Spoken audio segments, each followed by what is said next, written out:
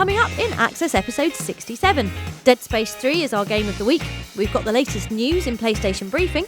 We round up the latest downloads on the store, check out Deadly Premonition in bonus level, and square up to Arnie in Access All Areas before signing out with some Ni no Kuni magic.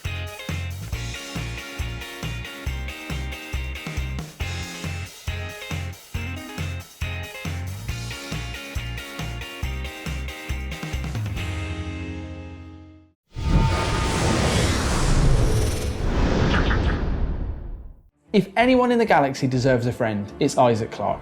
The reluctant engineer star of Dead Space has, in the series to date, lost his girlfriend to suicide, his shipmates to pointy reanimated monsters, and used a laser lobotomy machine to slide the steel spike into his own brain in a scene that stopped me ever going to the opticians or indeed opening my eyes ever again. No. No, no, no, no, no, no. No. No. So it's only fair that in Dead Space 3, Isaac becomes super best pals with burly soldier man John Carver. John, say something nice about Isaac. Let's get one thing straight, Clark. Nothing, not you or your obsession with Ellie, is gonna get in my way. You got that? Okay, let's not have you do that then. Carver and Isaac are sitting in a tree because the biggest new addition to Dead Space 3 is drop-in, drop-out co-op, which gives you the option of playing through any part of the game with a friend over PlayStation Network without messing with your solo campaign progress. It's especially useful for taking down the game's disgusting boss creatures and feeling less lonely while fighting through howling snowstorms. Co-op also lends an extra layer of psychological trickery to the game's already plenty scary goings-on, as Carver's hallucinations, he's lost his family and gone mad as a bag of soldiers, mean you and your real-life co-op partner see things differently on screen. The inclusion of co-op and explodey Michael Bay bits like this and like this had some worry that Dead Space 3 had abandoned the quiet, cold horror of the original, but that's rubbish. After a storyline involving unitologist terrorists yanks Isaac back into the action, he spends the first half of the game in an eerie, beautiful debris field orbiting a frozen planet where the climactic scenes take place. This part of the game is brilliant, full of dusty airlocks, stabby encounters in the dark, and gorgeous lighting effects that remind us just how pretty a monster Dead Space is.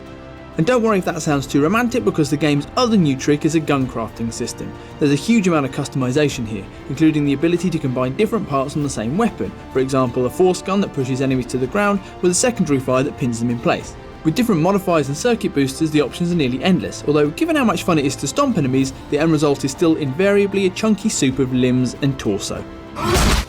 And that's Dead Space 3. Still scary, still the best looking sci-fi on PS3, and now full of DIY cannons and lasering zombies with friends.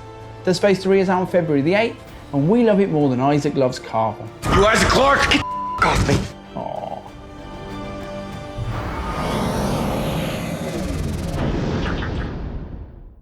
Sucking info juice through PS3's news straw now, it's your PlayStation Briefing. With just over 3 months until the release of The Last of Us on PS3, the reveal of these two collector's editions has now added impossible indecision to our acute case of really can't bloody wait any longer for this game. So, which do you pick, the Ellie edition or the Joel edition? No matter which face you choose, you'll get a swanky artbook, soundtrack CD, collectible poster, and issue 1 of American Dreams, a Dark Horse comic detailing Ellie's backstory. Right, this time machine should work now. May the 7th, 2013. Go! Bums! It's only brought me forward 2 seconds. I may as well tell you about this ebook prequel to BioShock Infinite then. The Mind in Revolt is a short story that comes bundled with the game when you pre-order it from Amazon and helps smooth over the more complicated creases in BioShock Infinite's brainy narrative. Call us crass, but we're more interested in shooting a big tin man while riding a roller coaster one-handed. And finally, if you're more of a noise and explosions type of person, may we direct your destruction-hungry eyes towards this latest tidbit from EA's upcoming co-op shooter, Army of Two: The Devil's Cartel.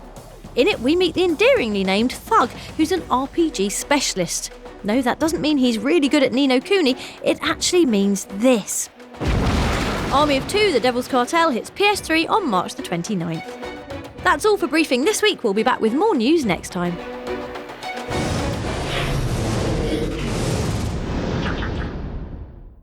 Diving into digital waters now, it's the week's best from On the Store.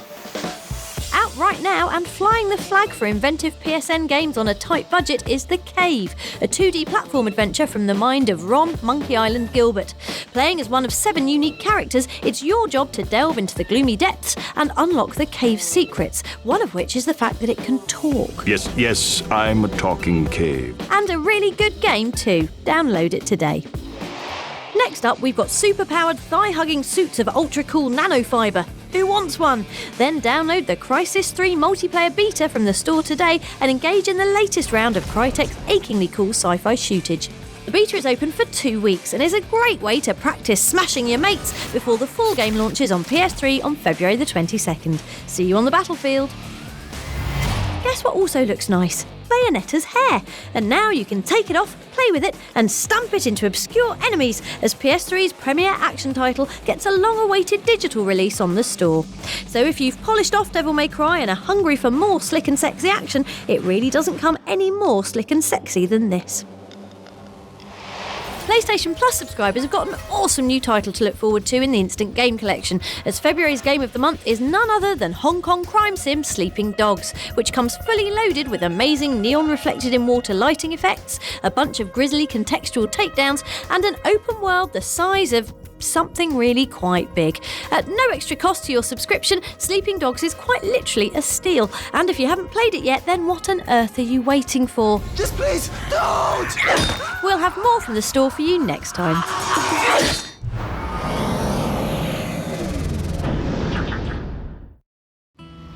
If you thought this week's scares were over now the Dead Space 3 bit has finished, then unlucky you, because for bonus level, we're getting our teeth into upcoming PS3 open-world survival horror Deadly Premonition, a game that holds the Guinness World Record for most critically polarising survival horror game. Quite the achievement. You'll be happy to hear we're at the This Is Awesome end of that divide, and recently caught up with Rising Star Games' Tomio Kanazawa and Access Games' Swery, yes, hello, to ask what are their golden rules for scaring the pants off gamers. First of all, you have to have a mixture of scary and non-scary things. Non-scary things increase the feeling of the scary things. Also, my personality helps to create scary things. I used to be very frightened of many things. For example, I couldn't go to the toilet at night by myself, but having that memory of being scared helps me create scary moments.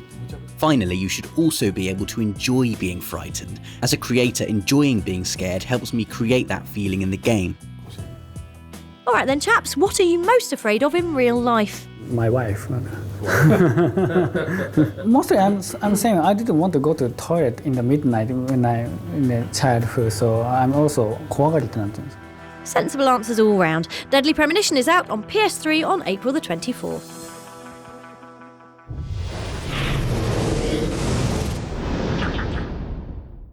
Access All Areas this week comes to you direct from London and the UK premiere of Arnold Schwarzenegger's latest action flick, The Last Stand.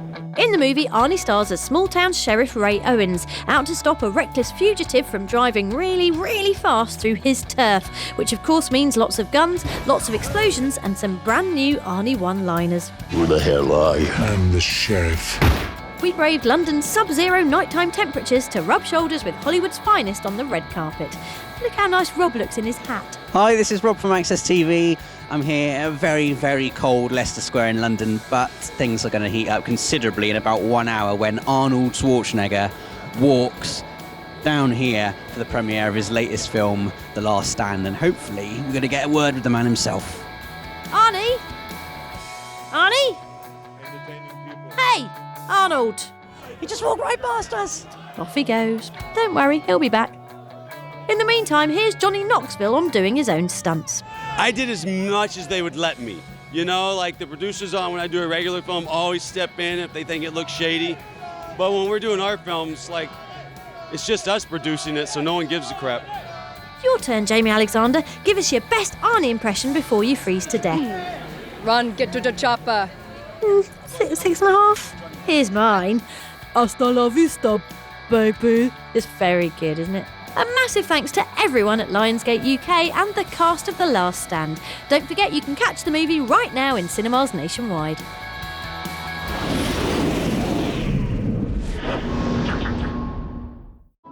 With not long long to go until the release of stunning JRPG Ni no Kuni, we thought we'd give you a quick heads up about the bizarre magical language scattered throughout the game. Flick to the back of your handy Wizard's Companion and you'll find a translation guide that's almost as helpful as We Are Brilliant, a guide that will help you decipher the message on Oliver's magic wand. Bring hope. Ah. And the front page of the book, a Wizard's Companion. Sensible. And this little graffitied utterance from this finely robed conjurer. I smell. Charming. That was you, wasn't it, Drippy? Tidy! Thought so. Ni no Kuni is out on February the 1st, and you have to buy it, otherwise we simply can't be friends anymore. See you next week. That's all for Access this week. Hit the giant red button to subscribe to all our regular episodes and extra features. And if you enjoyed this week's show, don't forget to comment and like us. Like us!